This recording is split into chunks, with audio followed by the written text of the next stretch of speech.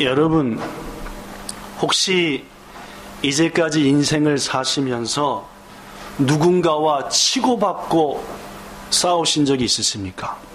말로 치고받는 거 말고 그냥 주먹으로 그냥 머리채를 확 채버리고 발길질을 해가면서 이샹 하면서 이렇게 싸운 적이 혹시 있으시냐 그 말입니다. 지금 이 말씀 속에서 맞아, 내 그때 싸웠네 라고 생각되시는 분이 계신다면은 누구랑 싸우셨습니까? 그리고 그 사람하고 왜 싸우셨습니까? 후회가 되십니까? 잘 싸웠다 이런 마음이 드십니까? 좀 더 묻습니다. 여러분 중에 혹시 싸움을 좋아하시는 분이 계십니까? 틈만 있으면 싸우고 싶은 분, 그냥 확 싸움 걸고 싶고 괜히 팍 받아버리고 싶고 말입니다. 그렇죠? 또 어떤 사람은 싸우는 건 안 좋아해도 싸우는 걸 구경하는 것을 좋아하는 분들은 많이 계신 것 같습니다. 우리 한국 사람도 마찬가지고 일본 와서 22년째 살다 보니까 일본 사람도 마찬가지고 똑같이 좋아하는 것 두 가지가 있는데, 남의 집 불난 거 구경하는 것과 남 싸우는 거 구경하는 거 아주 좋아합니다. 우리 상당히 심보가 그죠? 우리 일본 사람이나 한국 사람이나 심보가 그죠? 미국 사람 이쪽은 싸우면 가서 말리던데 우리는 보는 걸 참 좋아해서. 제가 초등학교 6학년 때 처음으로 권투 글러브를 끼고 친구와 권투 시합을 한 적이 있었습니다. 뭐 기분 나빠서 권투 글러브 끼고 니 죽고 나 죽자라고 한 게 아니라, 제가 초등학교 때만 해도 상당히 권투가 한국에서는 인기 있는 스포츠였습니다. 그 권투가 본래부터 인기 있었지만 그 인기에 불을 붙인 사람이 이 사람입니다. 1977년 가을, 지금부터 딱 40년 전입니다. 남미의 파나마라고 하는 곳에서 WBA 세계 주니어 패더급 챔피언 결정전이 열렸습니다. 처음으로 패더급이라는 급이 생겼고, 그 챔피언을 두고 가장 그 챔피언 자리에 가깝다 여기는 두 사람이 싸워서 이기는 사람이 초대 WBA 세계 주니어 패더급 챔피언이 되는 겁니다. 누가 나섰을까요?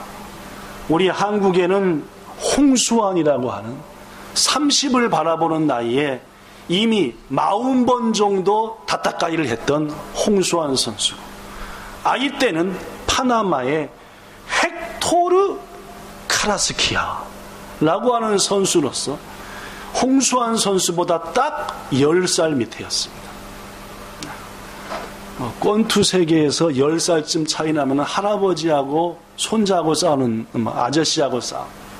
더구나 이 파나마의 카라스키아 선수는 당시 11전 11승 11KO 11번 다타카이 했는데 11번 다 이겼고 11번 다 경기 끝나기 전에 때려 눕혀서 이겼다 그 말입니다. 알겠죠? 그러니까 얼마나 주먹이 세든지 파나마에서도 영웅이었고 세계 복싱계에도 대단하다. 당시에 여러 가지 자료를 보니까 이 WBA가 패더급이라는 그 급을 새로 만든 것은 순전히 이 카라스키아를 위한 것이었다 라는 글들이 있을 정도로 이 카라스키아는 주목받는 선수였고 권투계에 떠오르는 별이었습니다. 자, 드디어 경기가 시작되었습니다. 저도 물론 텔레비전을 통해서 그 경기를 보았습니다. 1회전 1라운드 공이 울리고 양 선수 홍수환하고 카라스키아가 나섰는데 1회전은 딱 보는데 야, 가능성 있다, 해볼만 하다, 이런 마음이 딱 들었습니다. 이래저니 서로 치고받고 하면서 뭔가 막상 막 하겠다라고 끝나고 이제 1분을 쉰 다음에 2라운드가 시작됐습니다. 시작돼가지고 얼마 안 됐는데 이 카라스키아의 주먹이 홍수환의 턱을 딱 가격했습니다. 어떻게 됐을까요? 다운됐어요. 뭐 갑작스럽게 당한 다운이니까 홍수환도 놀라가고 벌떡 일나가지고 해보겠다. 이게 원래 권투라고 하는 것은 한번 다운되면은 최소 5세 이전까지 인나서 8세 때에는 다타카이 싸울 거야. 이것을 레프리 주심한테 보여줘야지 한 번 더 붙어봐 라고 하는 건데, 이게 한 7쯤 될 때 간신히 나갔고 8쯤 될 때 이러면은 그냥 딱 끝나는 거였어. 홍수환 선수는 딱 다운되자마자 2초도 안 돼서 뻘떡 일났더니 하니까 심판이 한 번 더 붙어봐. 이게 웬일입니까? 한 10초 지나니까 또 너무 세게 때렸. 이렇게 맞고 또 다운 딱 돼. 그 회만 몇 번 다운당했다고요? 4번을 다운당했습니다. 요새 권투 룰은 하도 권투 시합을 하다가 죽는 사람들이 나타나니까 한 라운드에 3번 이상 다운되면은 3번 다운되는 걸로 끝내자. 다운당한 게 무조건 진다라는 룰이 만들어졌는데, 그때 40년 전만 해도 죽을 때까지 다따까이 할 마음이 있으면 몇 번 다운돼도 오케이 해가지고 4번씩이나 링에 주저앉아 버렸는데도 홍수환은 일어났습니다. 이게 2라운드 3분 경기 중에서 1분 50초 경기입니다. 이미 4번 다운됐어요. 그럼 앞으로 몇 분이 남았습니까? 2라운드가 끝날 때까지 1분 약 10초에서 20초 남았죠. 한 번 손 한 번 못 쓰고 내내 두드려 맞았습니다. 2회전 때 중반이 4번 다운 당하고 그러니까 그걸 보면서도 아이고 이제 막 곧 넘어가는구나. 그런데 그렇게 맞으면서도 끝까지 버텨냈고 2라운드가 끝나는 공이 딱 울렸습니다. 1분이 지났죠. 1분 지나면 몇 라운드 해야 됩니까? 3라운드지요. 3라운드가 시작됐습니다. 초반 이렇게 서로 펀치 주고받더니 홍수환 선수의 왼쪽 주먹이 카라스키아의 오른쪽 옆구리 여기를 빵 쳤습니다. 순간 움찔한 게, 홍수환 선수가 느낀 겁니다. 어디가 지금 제가 약하다? 배 쪽이 약하다. 그 다음에 딱 했더니 또 오죠. 그랬더니 한 대 더 맞더니 가장 유명한 장면, 링에 기대면서 카라스키아가 이렇게 못 봤구나 다들. 네, 그게 가장 유명한 장면. 링에 기대면서 이렇게 하는, 거기를 그냥 냈다 해가지고 빵 쓰러졌는데, 배를 몇 번 맞고 한 게 얼마나 충격이 됐든지 하나부터 8까지서도 못 잊나고, 아까 제가 뭐라고 얘기했습니까? 8 할 때는 이미 눈빛이 한 번 더 붙을 테니까 이 눈빛이 안 나왔어요.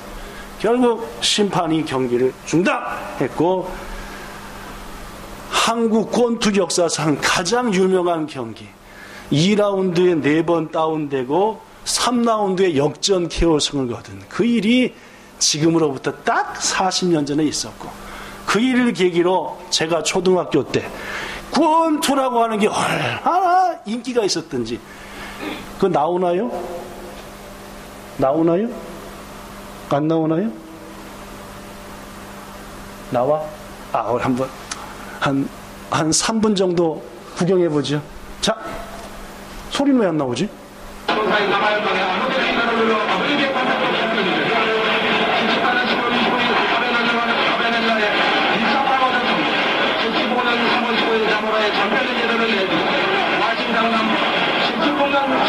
여기 카라스키아. 77년 경기 직전. 안으로 와 있습니다. 46점 39점 14대요. 종이 앉을 자리가 없고 서 있었습니다. 저기 서 있는 사람이 저 아저씨, 양복 입은 아저씨가 홍수환이래. 이 사람이 홍수환. 참. 본격적으로 잘 경기를 이끌어 나갔었어요. 마의 2라운드가 이제 시작이 된 겁니다. 저는 사실 답변 세력을 싫어했습니다. 아니, 저 맞바닥 치지 않습니까? 하는데 제가 다운을 당했거든요. 그런데 나중에는 또 카라스키가 다운도 안 당했는데 다운됐다 그랬어요. 네. 참, 이 상경점이 있었습니다. 참 지켜보시면 홈런도 라이트고 원으로 양호 크레딧이었습니다. 홍수환 그러나 바라치는 카라스키아 레프트를 꼭 붙잡는 카라스키아 맞지 않는 홍수환 선수였습니다. 이도 그렇게 했던 홍수환 선수 레프트 꼭 던졌던 카라스키아 그러고 나서는 홍수환 선수 레프트 더블펀치 그러나 왼쪽치는 카라스키아 계속해서 접근자를 시도하고 있는 카라스키아 물러서자는 홍수환 왼쪽치는 카라스키아 레프트치는 홍수환 이분이 좀 맞았어요. 머리를 살짝대고는 홍수환 왼쪽치는 카라스키아 왼쪽치에서 나오는 홍수환입니다. 머리를 맞겠습니다. 지금 앞부터 치는데 홍수환 선수가요. 그 카라스키아가 굉장히 가득펀치 아닙니까? 강펀치에 보이던데.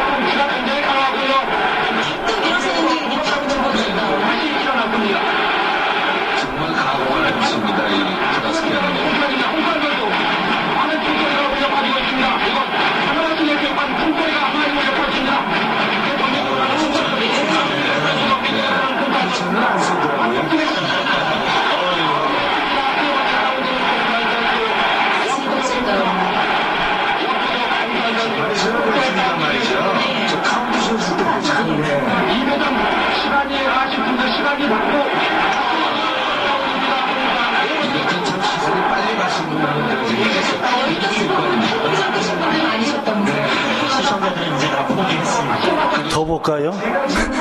아, 끝까지 보자는 얘기네. 아, 예. 사실은 종소리 나기 전까지 더 났거든요.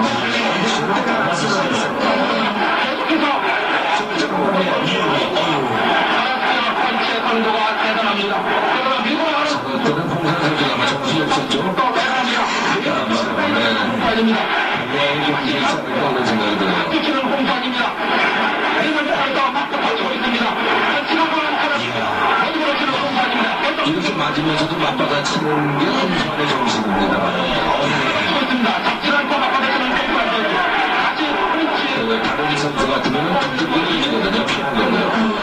여기는 가담합니다. 저때 이거 치면서 어떤 생각이 드셨어요? 쉬운지도 몰랐어요. 만지기에 들어온 거죠. 홍산 선수 2회에서 4번이나 다운이 됐습니다만 자기가 바로 위치가 조계석이었습니다. 제가 바로 저 앞에서 경기를 정리했는데 홍산 선수 저기서 가면 위험한 게 없어요. 그래서 그 피도 막 튀고 그러죠. 중계방 선수하고요. 조금 전에 왼쪽 발 맞았어요, 지금. 왼쪽 훅으로. 야.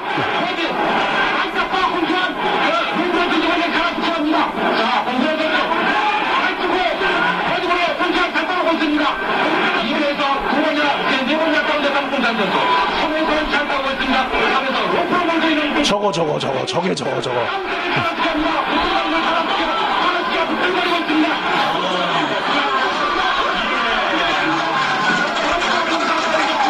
고만 보지요? 아, 예. 방송실 다 봤습니다, 우리. 아, 예. 예, 저도 이 경기를 그때 지켜봤는데 아마도 지켜보신 분들은 아, 저런 경기가 있었구나. 아, 요시다 상이 뭐 권투 다 틀어주나 하고 저어지서 들어주실 것 같은데. 예, 이제 제 첫 권투 이야기를 하겠습니다. 예, 홍 선수는 역전으로 KO 승리했는데 저는 처음이자 마지막으로 권투 글러브를 낀 시합에서 KO패 당하고 말았습니다.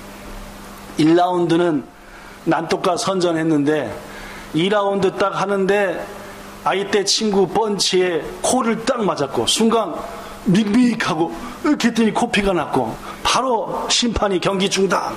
저희 어릴 때는 아무리 내가 많이 때렸어도 코피 나면 지는 겁니다. 네, 무조건 코피 나는 쪽이 지는 거예요. 그러니까 코피 빵 터지고 묵묵하고 해서 딱 저는 그 이후로 싸움은 이게 내가 잘 할 수 있는 것도 아니고 이게 싸움은 코피 나는 일이구나 하고 물론 권투하고 하는 이 시합이 싸움은 아니었지만 싸움에 대해서는 별로 안 좋게 그렇다면 여러분 성경은 말입니다. 싸움에 대해서 어떤 가르침 우리에게 줄까요? 하나님께서는 성경 말씀을 통해서 우리한테 싸우라고 할까요? 싸우지 말라고 할까요? 네. 자, 뭐가 정답일까요? 오늘 본문 12절에 보니까 이런 말씀이 있습니다. 믿음의 선한 싸움을 관도라. 가 아니래, 그죠? 네. 믿음의 선한 싸움을 싸우라. 영생도 취하라.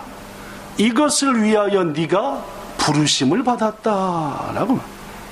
신고노 다따까이요 리빠니 다따까이 눕기. 싸워 이겨라. 싸워서 탈출해라. 이겨내라. 그렇습니다. 여러분이 성경 말씀을 쭉 찾아보십시오. 정욕을 위하여 다툼은 하지 말되, 내 욕심을 이루려고 다툼은 하지 말되, 선한 싸움은 싸워라 라는 것이 우리 주님의 가르침입니다. 더구나 본문 14절에 보니까 우리 주 예수 그리스도께서 나타나실 때까지 너는 이 명령을 뭐하라? 지켜라 라고 말합니다. 고노 없기 때요 마모리나 사이라고. 뭐를요? 선한 싸움을 싸우면서 이겨라 그 말. 성경에는 우리 그리스도인들을 묘사하는 여러 가지 단어가 나타납니다. 성경은 우리를 뭐라고 합니까? 예를 들면 너희는 세상의 소금이다 라고 말합니다. 그렇죠? 또 우리한테 뭐라고 너희는 세상의 빛이라고도 말하죠. 나는 목자여 너희는 뭐이라? 양이다 라고. 나는 포도나무여 너희는 가지라 라고 말합니다. 너희는 그리스도의 편지다 라고. 즉 성경에 보면은 그리스도인들을 지칭할 때 여러 가지가 나옵니다. 그렇죠? 양이다, 편지다, 가지다, 소금이다, 빛이다.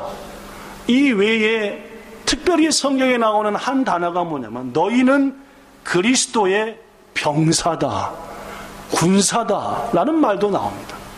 예수님의 뭐라고요? 우리가요? 병사입니다. 누구를 위해서 싸워야 되는? 주님을 위해서, 주의 나라를 위해서, 주의 몸돈 교회를 위해서 때로는 뭐 해야 되는? 평화주의자요? 박애주의자요? 아닙니다. 군사가, 병사가 평화주의자, 박애주의자? 물론 그래야 되지만은 지켜야 될 때는 백성의 생명을 지키고 국민과 나라를 지키기 위해서는 어떤 싸움을 싸우라? 선한 싸움은 싸우라! 라고 성경은 말한다는 말이에요. 그렇습니다, 여러분. 병사는 적들로부터 국민과 나라를 지키는 게 병사의 사명입니다. 그러라고 병사에게 나라는 모든 것들을 책임져 주는 겁니다. 나라가 위기에 처할 때에 싸우라! 나가서 이겨라! 라고 말합니다. 병사들의 가장 영예로운 죽음은 나라와 국민을 위해서 싸우다가 장렬하게 전사하는 것. 이것이 병사가 가져야 될 가장 중요한 마음이라는 말입니다. 사랑하는 이 시간 함께하는 성도 여러분, 성경은 분명히 여러분과 저에게 선한 싸움을 싸우라. 그리고 너희는 그리스도의 군사, 병사가 되어야 된다라고 말합니다. 그렇다면 묻습니다. 여러분, 그렇다면 우리 병사된 우리, 그리스도의 병사된 우리는 어디에서 싸워야 될까요? 우리의 전쟁터, 우리가 다따까이 해야 될 싸움터, 센소노바 어디냐 그 말이에요. 어디서 싸워야 됩니까? 어떤 사람은 교회가 싸움터라고 생각합니다. 그래서 교회에 있는 다른 병사와 싸우는 게 우리가 싸워야 될 일이다. 이것은 싸움이라고 안 하고 뭐라고 합니까? 내분이라고 합니다. 이건 싸움이 아닙니다. 그렇죠? 어떤 사람은 다른 교회의 병사들과 싸우는 것, 이게 싸움이다라고 착각합니다. 저 옆에 있는 기시조 교회하고 여기 있는 본향교회하고 막 싸우고 막, 이거 역시도 싸움이 아니라 내분입니다. 똑같은 그리스도의 병사인데 지들끼리 싸우니까 이거는 싸움이 아니라 이상한 짓거리죠. 그렇다면 여러분, 우리의 싸움의場所, 그리스도의 병사된 우리는 어디에서 어떻게 싸워야 되느냐? 저는 그 말씀을 이번 주와 다음 주 2주에 걸쳐서 말씀하고자 합니다. 오늘은 우리가 싸워야 될 장소, 그 자리에서 어떻게 싸워야 되냐 첫 번째 것만 얘기하고자 합니다. 자, 읽어봅시다. 시작. 첫째, 시작. 기도하는 곳이 우리의 싸움터입니다. 여러분, 신앙생활 중에서 가장 많이 강조되는 것 중 하나가 기도입니다. 지난 주간 기도하셨습니까, 여러분? 얼만큼 뭘 위해서 기도하셨습니까? 교회에서 가장 강조하는 게 기도인 것이 사실인데 성도들이 가장 안 하는 것도 기도입니다. 신앙인들 사이에서 기도에 대한 얘기가 얼마나 많이 하는지 모르고 저도 한 해에 52주의 주일 선교 중에서 상당 시간을 기도에 대한 얘기를 합니다. 기독교 서점에 가보십시오. 뭔 책이 최고 많은지 압니까? 야빨이 기도합시다 라는 책이 최고로 많습니다. 그런데 정작 그리스도인들은 기도 안 합니다.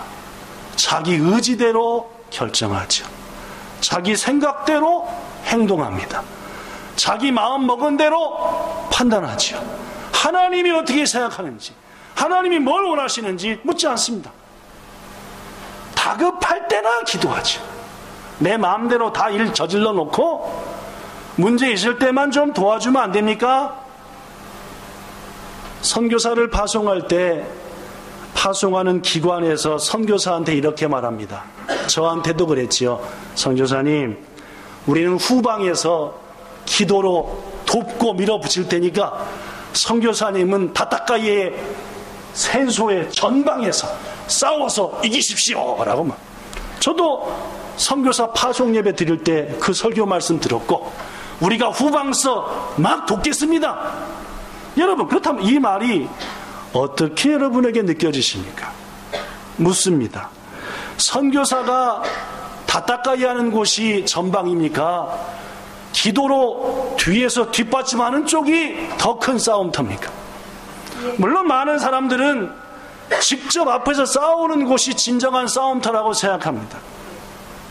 야곱이 여러분에게 언젠가 말씀드린데요, 20년간의 처가살이를 마치고 정든 땅, 고향 땅, 부모님이 계신 땅, 가나안 땅으로 돌아옵니다.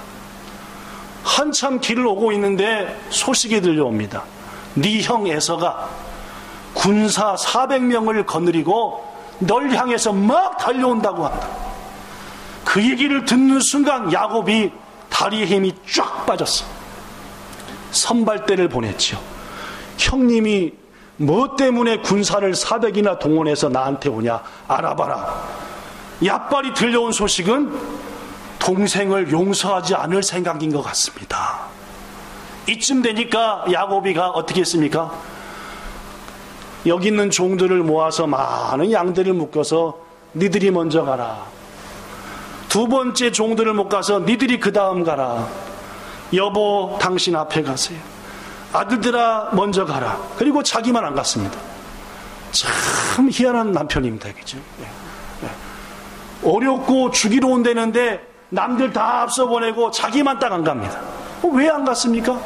그는 얍복이라고 하는 강에 머물렀습니다.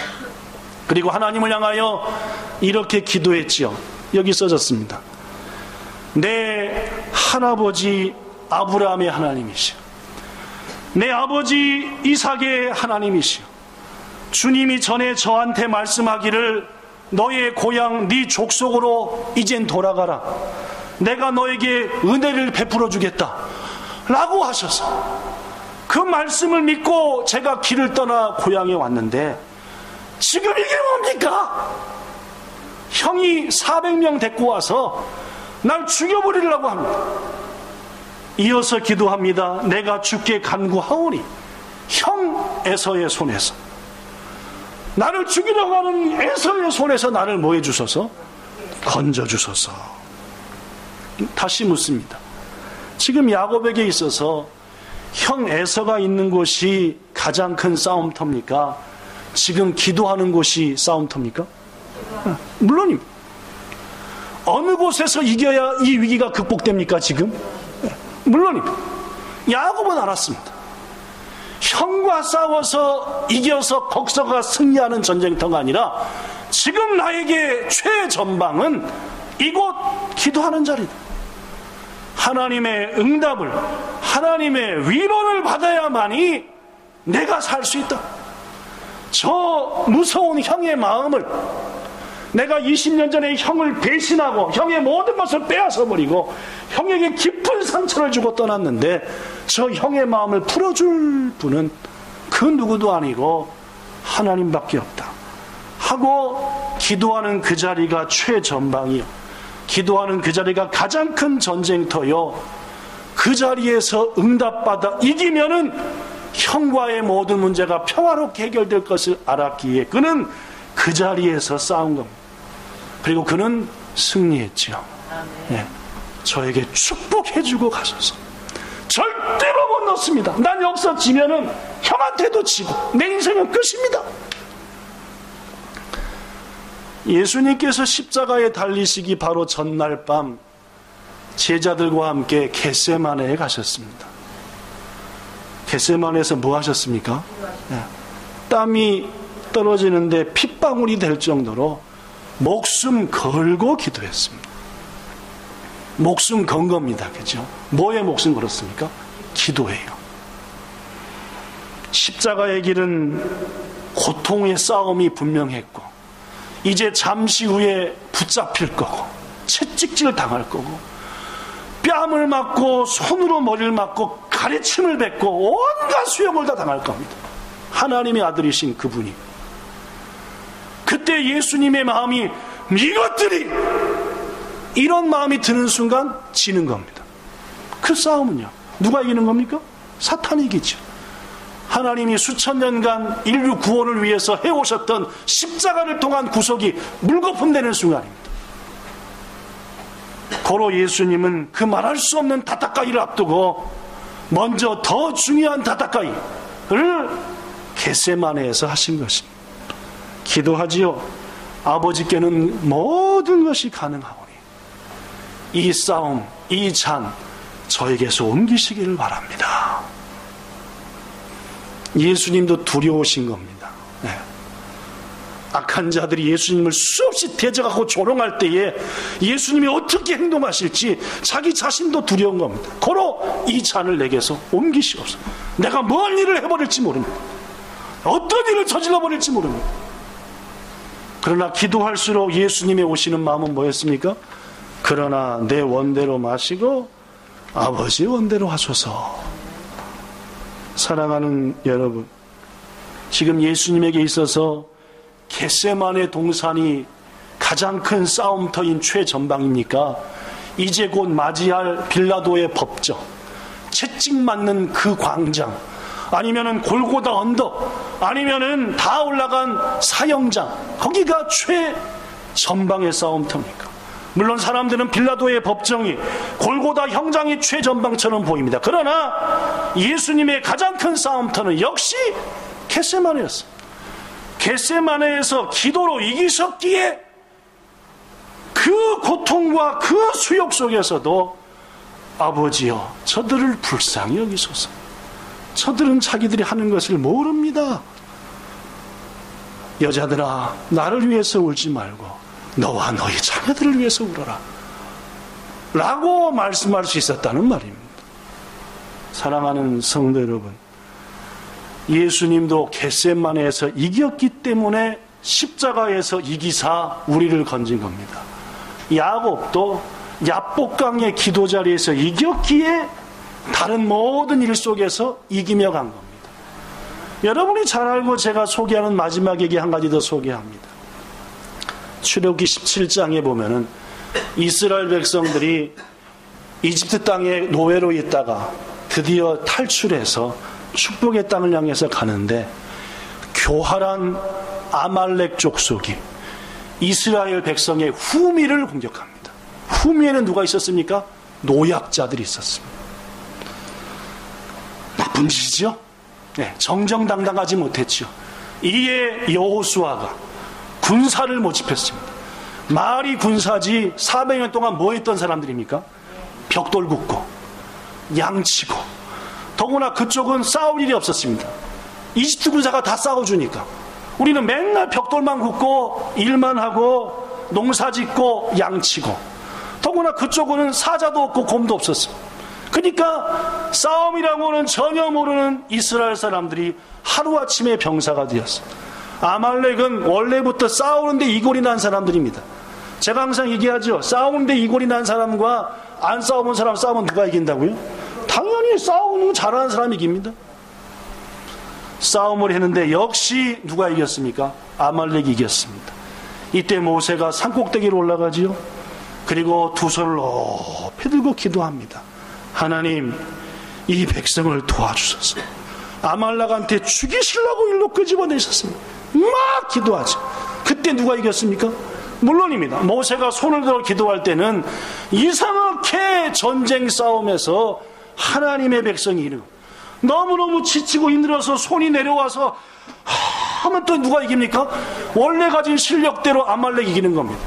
옆에 있던 아론과 훌이 아시는 대로 모세의 손을 한쪽씩 붙잡고 내려오지 않게 같이 기도했습니다.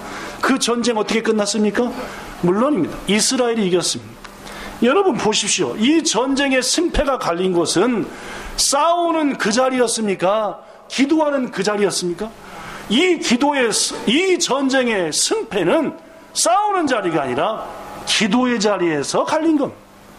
귀중하신 여러분, 기억하십시오. 기도가 본 게임이고, 기도가 본 전쟁이고, 실제 싸움은 서비스 게임입니다. 기도의 싸움에서 이기면 나머지 싸움은 승리의 전리품을 수고하는 싱거운 싸움에 불과하다는 것을 우리는 알아야 합니다. 우리들이 세상 삶에 지치고 시간에 쫓기고 마음까지 육신까지 고나지만 왜 기도해야 합니까? 기도의 자리에서 이겨야 우리의 삶이 이기는 것이기 때문입니다. 기도야말로 가장 큰 싸움의 자리인 것입니다. 특히 새벽 기도, 아침 기도는 매일매일 삶의 승패를 좌우할 진정한 전쟁터입니다. 우리의 믿음의 선배들이 왜 자신의 집을 교회 근처로 정해서 하루의 시작을 기도로 시작했습니까? 일단 승리의 깃발을 꽂아놓고 그날을 살겠다고 하는 열심과 헌신이 아닙니까? 저는 여러분에게 부탁합니다. 아침부터 싸우십시오. 기도로 싸우셔야 합니다.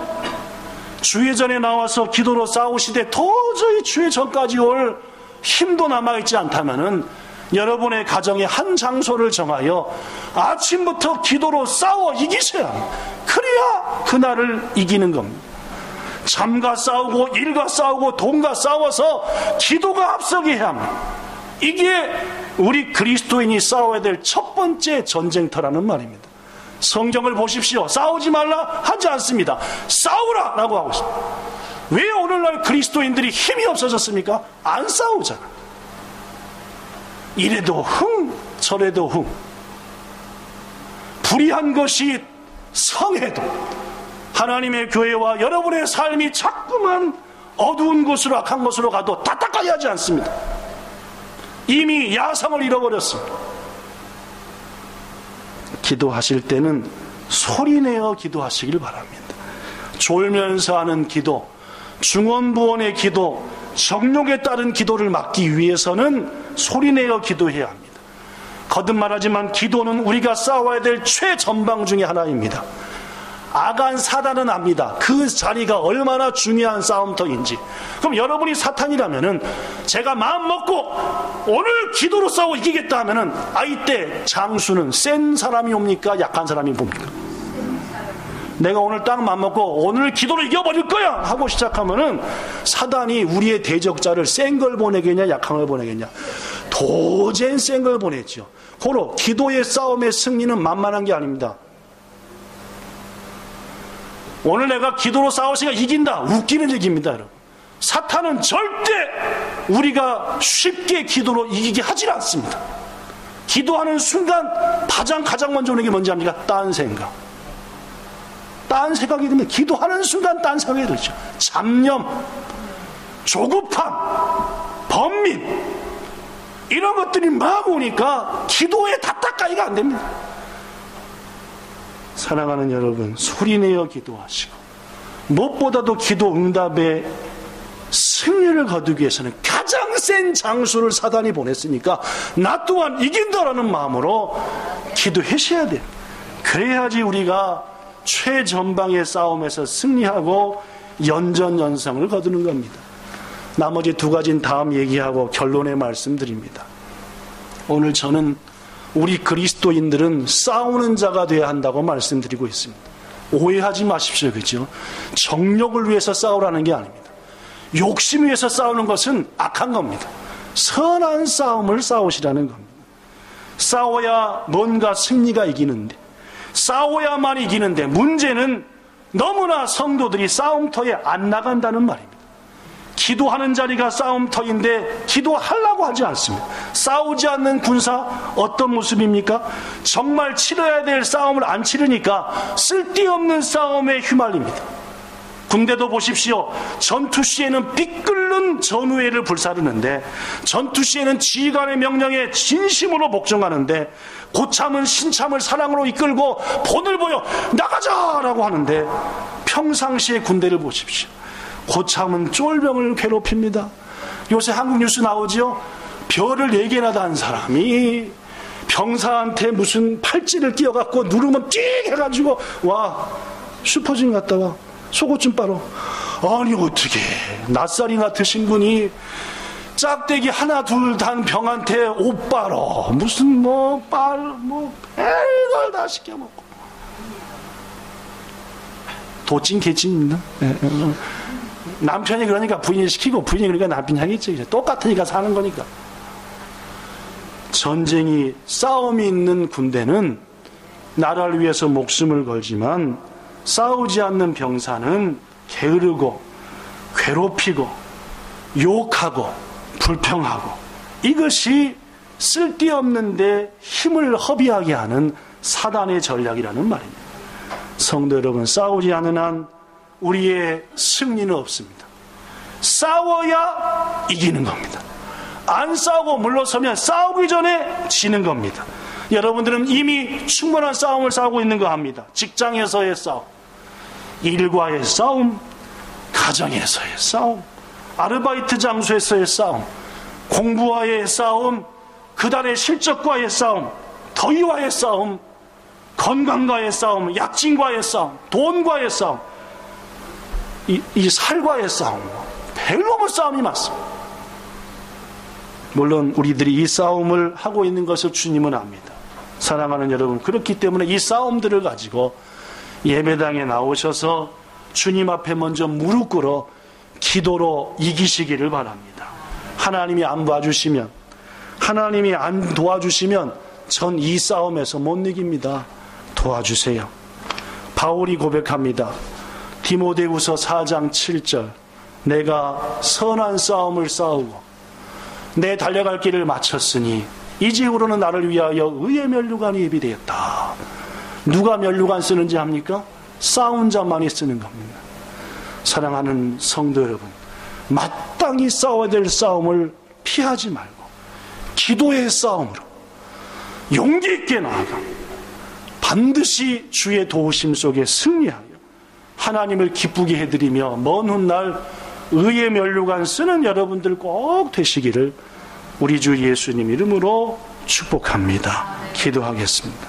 좋으신 하나님, 우리가 그리스도의 병사가 되어 선한 싸움을 싸우지 않고 그저 나약하여 싸움을 피하려 하고 이 정욕과 욕심과 내 자존심만을 위해서 싸우려고 하니 오늘날 교회가 힘이 없고 사단의 전략대로 노란하며, 그리고 끝내 싸워야 될 싸움은 하지도 못한 채 면류감 없는 부족한 신앙생활의 삶을 사는 그러한 모습들이 우리에게 얼마나 많은지 이 시간 회개합니다.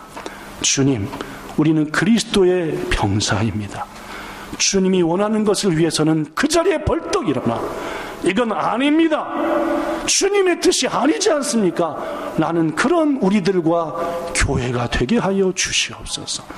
결탄코 본향교회는 정욕을 위하여, 필요 없는 자존심을 위하여 싸우는 그런 말도 안 되는 교회 되지 않게 하시고, 십자가를 위하여, 말씀을 위하여, 진리를 수호하기 위해서 싸울 수 있는 그런 종이 되게 하시고, 그런 재직들이 되게 하시고, 그런 성도들이 되게 하시기를 원합니다. 무엇보다 기도에서 이기고 싶습니다. 주님, 애초 기도도 안 하고 져버리는 우리 되지 말고 기도의 싸움에서 이기는 우리가 되되, 우리가 기도할 때 성령께서 탄식하며 기도하신다 했으니 기도할 때 가장 큰 원군이 우리 편이 되어주심을 믿고 가장 큰 장수인 사단에게를 물리치고 매일매일 승리하는 기도의 승리자, 영적 병사 우리 되게 하시기를 원할 때 주 예수님 이름으로 기도드리옵나이다. 아멘.